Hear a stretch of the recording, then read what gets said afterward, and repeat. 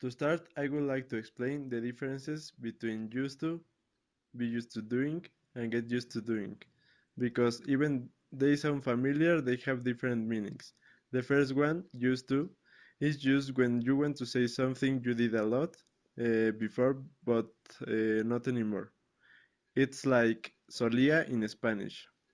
The second one, be used to doing, is used when you want to say something you usually do, almost the opposite of the first one.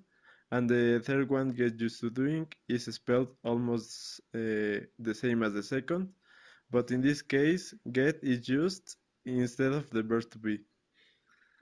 And the difference is that that in this case, get used to doing is used when you want to say something you are doing recurrently and it's becoming something usual. It's like the second, but it's just like the process.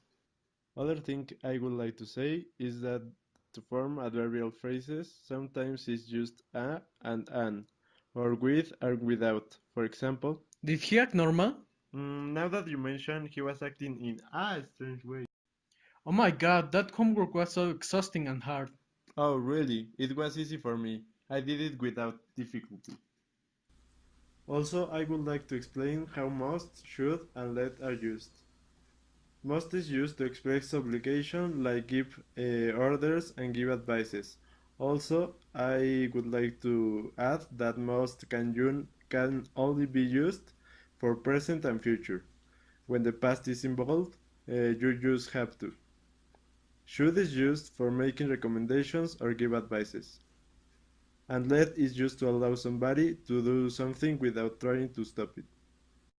And finally, I will explain how to use grammatically despite, in spite of, although, even though, however, and nevertheless.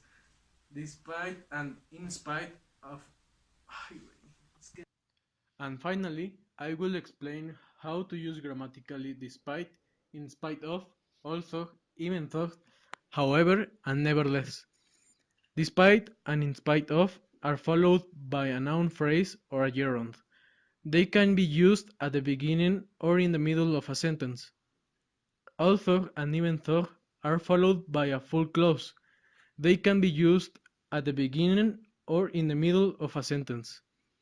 However and nevertheless introduce the contrasting idea and come at the beginning of a new sentence. They are followed by a comma. Well, my name is Jeff. The first thing I would like to explain to you about how to learn English, although I do not. Break, break, break. Like a gay should. Well, the first thing I would like to explain to you about how to learn English, although I do not know 8% of the things I'm going to tell you, why English has always been very difficult for me, always. It's about the form or how to refer to the future in prayers with your bro for all life. What I want to tell you before starting this dynamic is that I'm going to do in it parts. First, I will explain the topic and give some examples of using them in sentence, and then I will give my opinion of the subject. So without further ado, let's start. The first thing you should know to refer of the future is use of will. I need to put will here, Elizabeth. So more work. As the first thing go the most fundamental events of the future. Will is to talk about future facts, to make predictions based on thoughts and opinions, and to refer to spontaneous decisions and offers. It always super important to know the rule, which is subject plus will plus the verb in simple form. As in the sentence, as in one sentence is like, I think it will probably rain a lot this weekend. Here the verb is in the simple form and you are referring to the possibility that it might rain. Also the will is compa- companioned by the future continuous to talk about an action that will be in progress. Well, it is something that you will be doing, but in the future. Yes, it's a big confused for me. I don't know for you, but it's confused to me. The rule is the subject plus will plus the verb with ing, referring to what you are doing or what you are going to be doing. As in this sentence, this time tomorrow, my dad and I will be sitting on a train.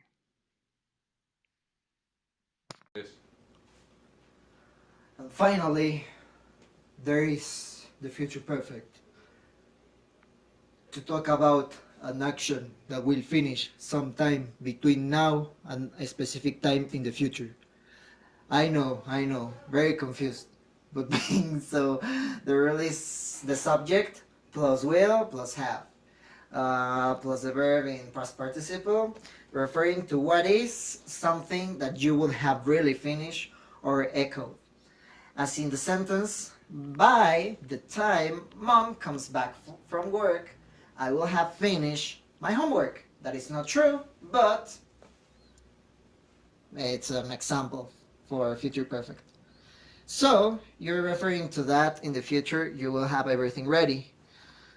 In my opinion, after all this jumble of perfect and continuous futures that I learned in doing this project, the truth for me is one of the things that less drive me crazy when talking about things, why it's quite simple when you realize that all you have to do is memorize the rules and think well what you want to say, so you do not go talking as a caveman all the time, as I usually always do. But that's the thing that I learned doing this project.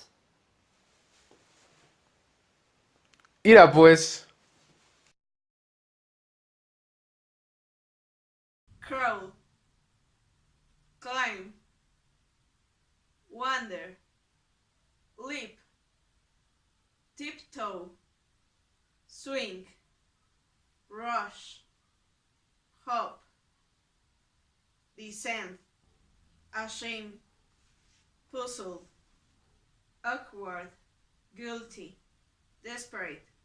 Crew, audience, staff, residents, refugees, politicians, pedestrians, motorists, inhabitants, immigrants, employers, employees. Shield, sword, football top, apron, cape, belt, leather jacket, wig, helmet, mask, sunglasses. By accident, in a hurry, in a panic, in a row, in private, in public, in secret, on purpose. Headset, USB port, wireless router, protective case, power lead, plug, webcam, adapter, add symbol, charger.